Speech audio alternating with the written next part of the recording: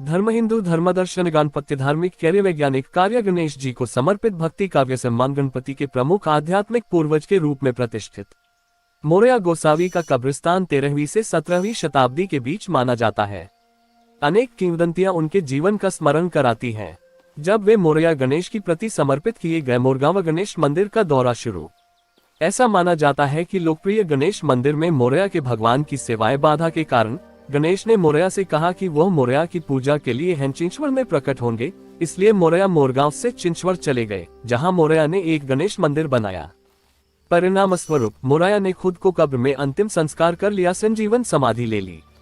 मोरया का चिंतामणि नामक एक पुत्र था, जिसे गणेश के जीवित अवतार के रूप में पूजा जाता था। देव भगवान के रूप में चित्रित किया गया था। चिंतामणि के उत्तराधिकारी 6 और देव बने। मोरया गोसावी की कब्र और चिंचवड़ के गणेश मंदिर में आज भी कई गणेश भक्तों को आकर्षित किया जाता है।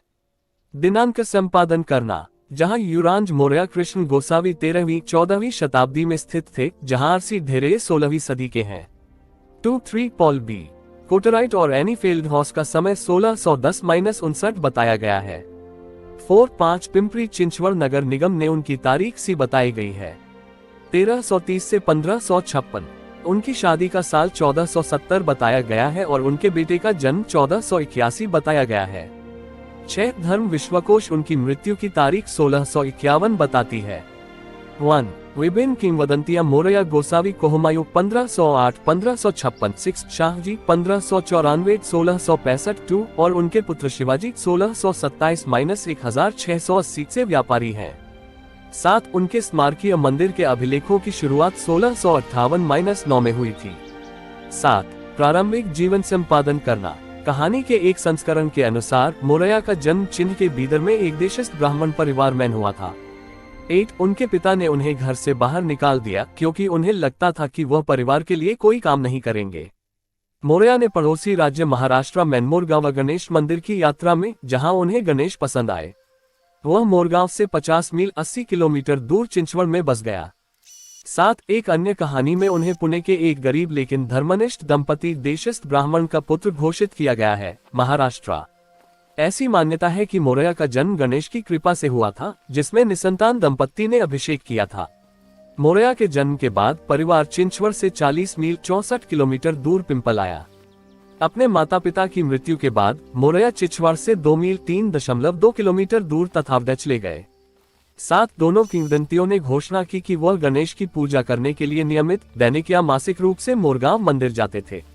7 एक और कहानी है। मोरया का जन्म देशस्थ ब्राह्मण परिवार में शालिग्राम उपनाम के साथ हुआ था।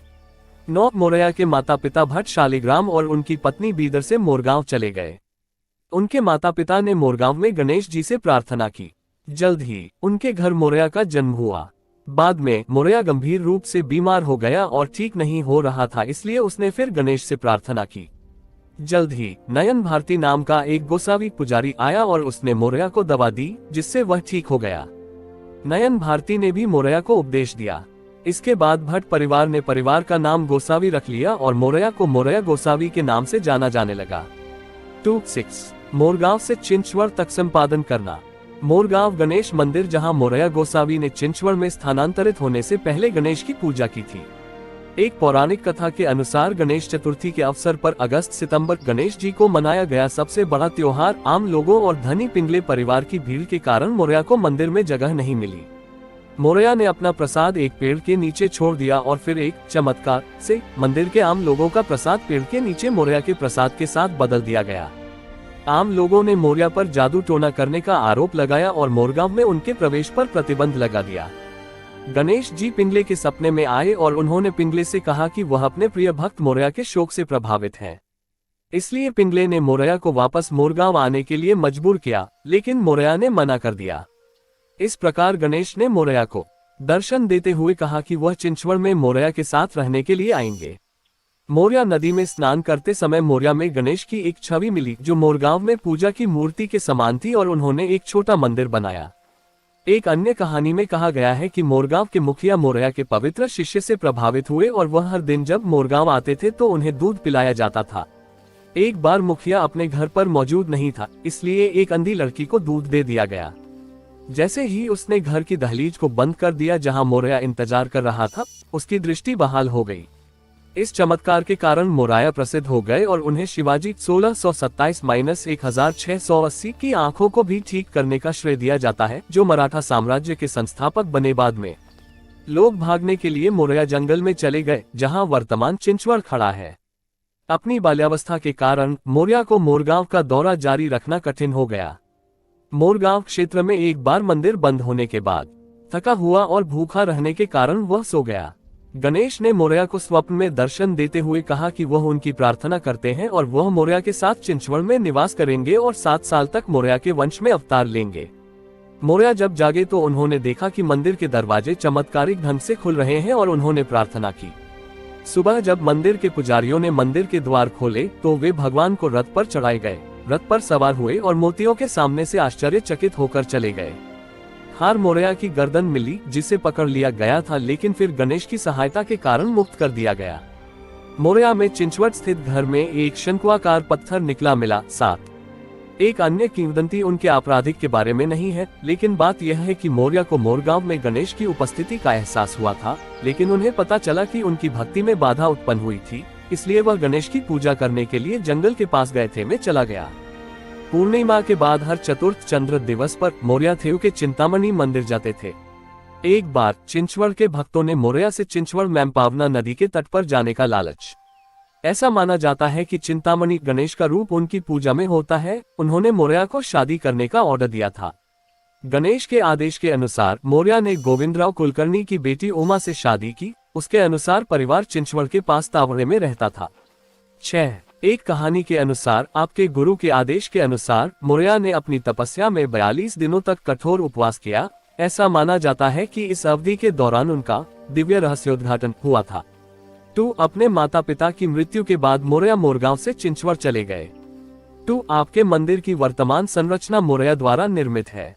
10 मृत्यु और वंश संपादन करना। मोरया ने थेव, रंजनगांव, एक अन्य गणेश मंदिर स्थल और चिंचवड़ का विमोचन कार्यक्रम आयोजित किया गया। मोरया का एक पुत्र था जिसका नाम उन्होंने चिंतामणि रखा था। 6 चिंतामणि को गणेश के जीवित अवतार के रूप में पूजा जाता था। 7 लेकिन इससे पहले कुछ विशेषज्ञों के अनुसार उन्होंने अपदस्थ किया मुगल सम्राट हुमायूं 1508-1556 को काबुलबाद में मदद की थी। जब हुमायूं फिर से दिल्ली का सम्राट बन गया तो उसने मोरया पर उपहारों की बहार कर दी। 6 वेल के अनुसार छत्रपति शिवाजी के पिता शाहजी 1594-1665 को मोरया गोसावी के दानकर्ता के रूप में दर्ज किया गया है। 2 अपनी पत्नी की मृत्यु और अपने गुरु नयन भारती की संजीवन समाधि के बाद मोरया ने एक पवित्र पुस्तक के साथ खुद को कब्र में जीवित करके अंतिम संस्कार किया, संजीवन समाधि ले ली।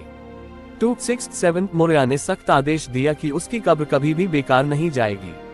7 चिंतामणि ने अपने पिता की कब्र पर एक रखा मंदिर समाधि।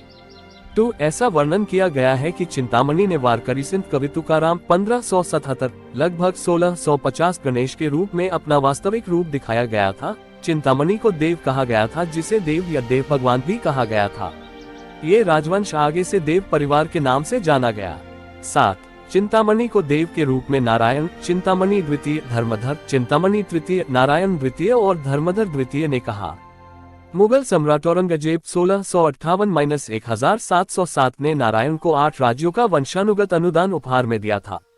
नारायण द्वारा भेजे गए गोमास्केट को चमेली के फूलों की माला में चमत्कार से प्रभावित किया गया था। गोमांस को हिंदू धर्म में अपवित्र माना जाता है और गाय की हत्या, जिसे पवित्र माना जाता है, पवित्र माना जाता है। 11 नारायण द्वितीय ने मोरया के अवशेषों का उल्लंघन किया और मोरया की कब्र को खोल दिया। के अनुसार मोरया, जो अभी भी कब्रों में बोली लगा रहा था, चिंता हो गई और उसने नारायण द्वितीय को कहानी सुनाई कि उसका बेटा अंतिम देव होगा। नारायण द्वितीय के पुत्र धर्मधर द्वितीय मोरया की 7वीं पीढ़ी 1810 में निश्चिंतान की मृत्यु हो गई, जिससे मोरया का सीधा वंश समाप्त हो गया। लेकिन धर्मधर के एक दूर के निवासी साखारी को मंदिर के अवशेष के रूप में पुजारी के रूप में रखा गया, देव के रूप में स्थापित किया गया था। 7 सभी देवों की भक्ति काव्य आज भी जीवित है। 2 पूजा संपादन करना। मोरया गोसावी को मुख्य आध्यात्मिक पूर्वज और गणपति गणेश पूजा पर केंद्रित हिंदू सांप्रदायिक परंपरा का सबसे महत्वपूर्ण संत माना जाता है और उन्हें गणेश के सबसे प्रसिद्ध भक्त के रूप में वर्णित किया गया है।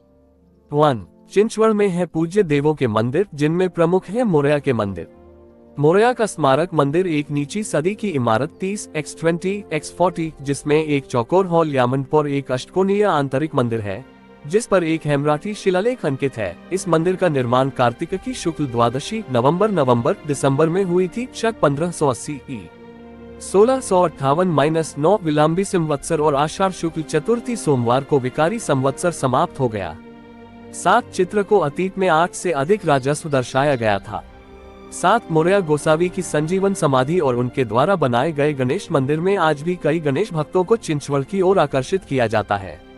16 समर्थकों का मानना है कि अलबत्ता मोरया गोसावी ने मोक्ष प्राप्त किया गया है, लेकिन उनकी उपस्थिति मंदिर को पवित्र महत्व प्रदान करता है।